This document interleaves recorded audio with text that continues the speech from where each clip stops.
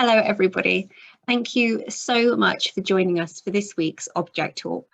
My name is Emma, and I am an Engagement Officer at the Jewish Museum London. Now, this week, our Object Talk will be led by our brilliant volunteer, Maryam. Maryam has been volunteering at our museum now for a year, and in that time, she has welcomed visitors to our museum and galleries and answered their questions about the collection. This month of January, as we approach Holocaust Memorial Day, our theme across the museum is hope. People and organisations that bring hope in the darkest of times. The idea of hope for a better future and looking at times when all hope has been lost. Now, Maryam is ideally suited to talk on this topic because she has a master's degree in Holocaust studies, and our museum really benefits from her knowledge on this subject.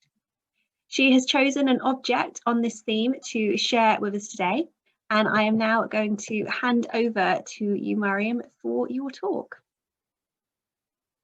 Thank you, Emma. I will be talking about a pamphlet and a newspaper produced by the 43 Group, who were an anti-fascist organization fighting fascists in London and across Britain, in fact, directly after the Second World War.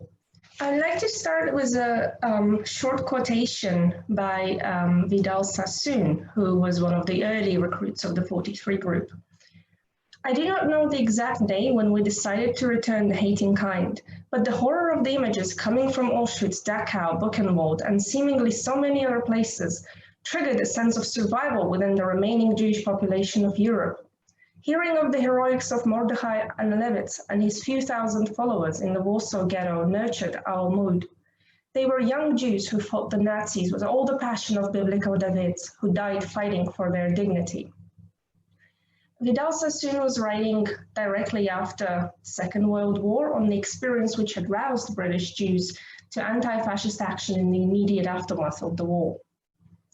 The history of the 43 Group has largely been overlooked, despite the fact that they were one of the most effective organizations who represented the main thrust of the anti-fascist action in Britain, and London in particular. Upon returning to Britain, Jewish servicemen discovered that a new, refined, and very, very public fascist movement began resurfacing in Britain, spearheaded by the infamous Oswald Mosley. This new fascist movement conducted its recruitment by targeting young people and avoiding the words such as fascism or Jew and replacing them with words such as patriotism or alien, respectively. This way, fascism did lose its public face and yet encountered it once again by disguising its main terminology with words that sounded way more palatable. By 1946, 14 fascist groups were operating in London alone, concentrating on predominantly Jewish neighborhoods, where fascist papers were now sold in the open. The Jewish Defense Committee and prior existing organization against anti-Semitism attempted to counter this new fascist movement by lobbying the parliament, sending letters to the media, organizing various demonstrations. But the cautiousness of the JDC, who were, after all, limited by the law and what it allowed them to do, irritated many Jewish ex-servicemen specifically, who wanted a more decisive and swift action to end the fascist encroachment in Britain immediately. And in fact, this action came when two war heroes, Tommy Gold and Jerry Flamberg, came to agreement as one of the two founders of the 43 Group, deciding that a new type of action against the spread of fascism was necessary. At the beginning, the 43 Group was very intimately tied to the organizational lines of the AJAX, Association of Jewish Ex-Servicemen and Women. The founding members of the 43 Group, however, quickly realized that the sort of militant action that they were craving could not be realized within the confines of this specific organization. So they took the decision to break away. because the defensive lines of the JDC and Ajax simply did not suit their vision of fighting fascism in Britain. At first, the 43 group limited itself to disrupting public fascist events, but soon they started targeting private meetings as well. They often faced violent retaliation. However, they never really carried any real weapons. And one member in particular, Harry Kaufman, he recalls how whenever they were attacked, they would use this very creative weapon fashioned out of a folded newspaper to sort of look like a baton, and supposedly that could do a lot of damage to the attacker. So my discussion will emphasize an educational pamphlet produced by the 43 group in around 1949 titled "Danger Fascists at Work." And after that, I will also briefly speak about the group's newspaper titled "On Guard." So this is the pamphlet's cover. As we can see, it's very dramatic and it resembles traditional propaganda posters. And perhaps it was intended to be reproduced in a poster form as well, to be plastered in the walls or thrown around during public fascist meetings. So we see a bleeding and crumbling Magen David, the symbol of Jewish identity, which alludes to the very recent mortal danger that fascism had carried. The cover makes it clear, unless the fascist menace was recognized and stopped, the very recent legacy of the Holocaust would continue. The language throughout the pamphlet employs and evokes a very traditional militarist propaganda, with generously using words such as patriotism, enemy, defense. So let's move on to the first page, which contains an open letter to the Jewish community and introduction to fascism.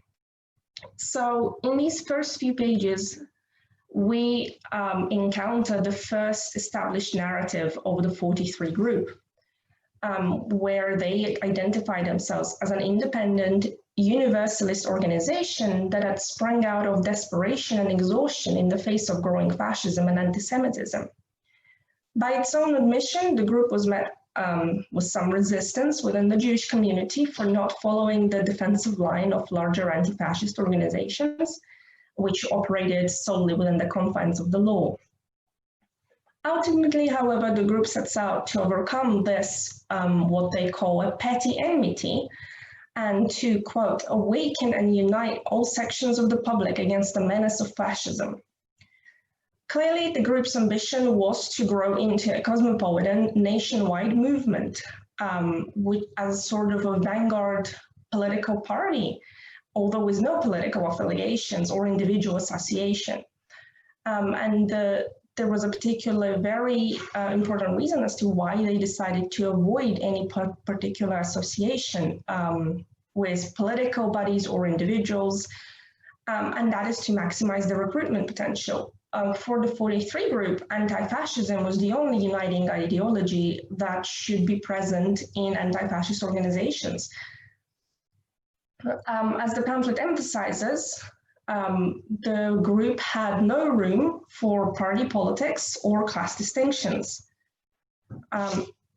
And in fact, the last page includes a membership application where no membership fees are applicable, and the application requires only name and address. You can also donate, but however, that was not required.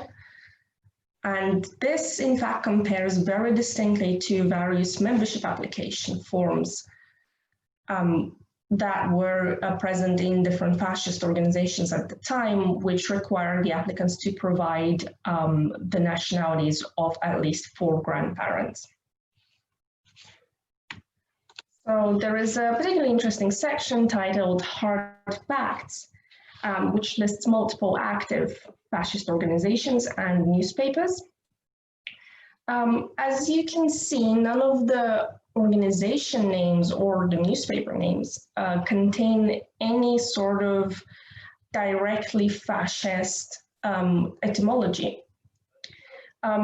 So they rather employ buzzwords such as freedom, defense, and national unity.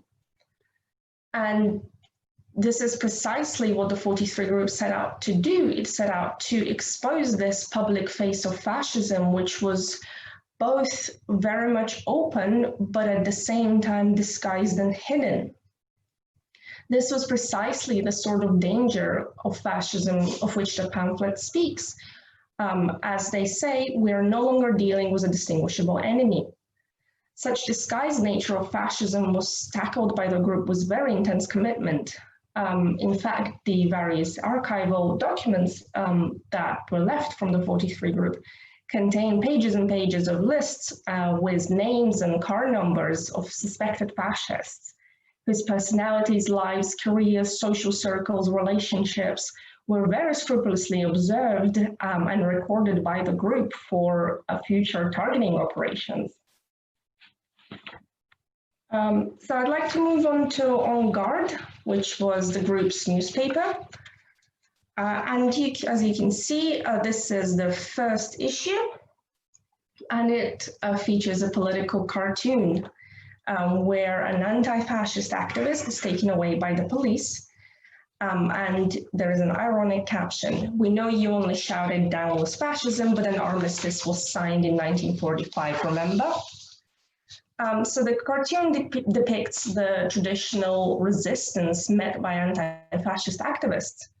But more importantly, it also bitterly comments on the refusal of the established institutions, such as the police, to deal with post-war fascism, on the premise that, well, surely if Nazi Germany was defeated in 1945, fascism has been dealt with.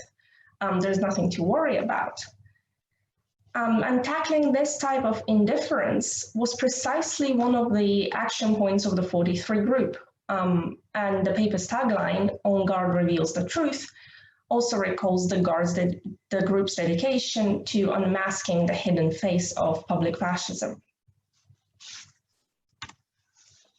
So the first page of the first issue of En Garde reiterates the very cosmopolitan appeal of the group. So it makes clear that anti-Semitism and fascism were not merely domestic affairs, but rather worldwide issues. And they present the cases of the apartheid South Africa, ex-Vichy France, and Charles de Gaulle's post-war collaboration with former Nazis. And the emphasis here is precisely on the universal danger of fascism. If the movement were allowed to grow worldwide once again, like it had done only a few years ago, another rule would simply be unavoidable. Appealing to the recent trauma of the war, the 43 group presents itself as the only force that was capable of thwarting the danger. In the immediate aftermath of the war, the question of a united front within political and activist movements was particularly urgent. So as you can see, there is a short clipping from En Garde titled "United Front Forming." So the landscape of politics outside of the mainstream was often quarreling and fractured with little youth mobilization. And various movements at the time were realizing that what was required was unity for any serious action to be realized.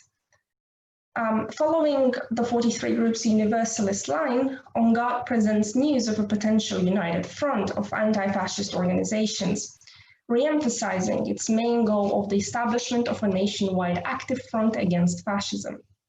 Anti-fascism in the group's cosmology was a universalizing ideology.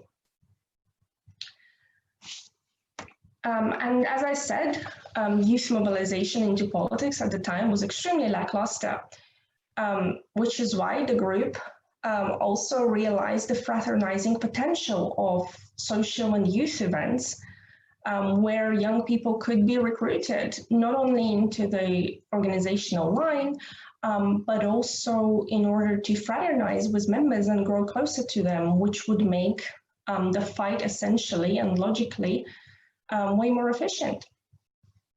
So they are outlining in this short entry the plans to organize a sport and social program, boxing tournaments, and an open gymnasium. And in post-war Britain, youth participation in politics was extremely lackluster, as I've said, and sports became one of the tools of youth mobilization. And this approach was no doubt inspired by the newly rising Boy Scouting movement. I would like to end the discussion with a quote from Bertolt Brecht's poem, To Those Born Later. We who wanted to prepare the ground for friendship could not ourselves be friendly. The legacy of the 43 group has been largely lost to history, but its members have been remembered worldwide for their varying achievements and their unceasing activism and determination to tackle fascism both at home and abroad. The group used radical means to deal with issues that the government and other mainstream organizations had forgotten once the nightmare of the war had ended. For them, anti-fascism was never about a certain political affiliation, but rather a moral battle that had to be fought to avoid further destruction of the Jewish community worldwide. Thank you. I'll pass it back to you, Emma. Thank you so much, Maryam, for such a fascinating object talk.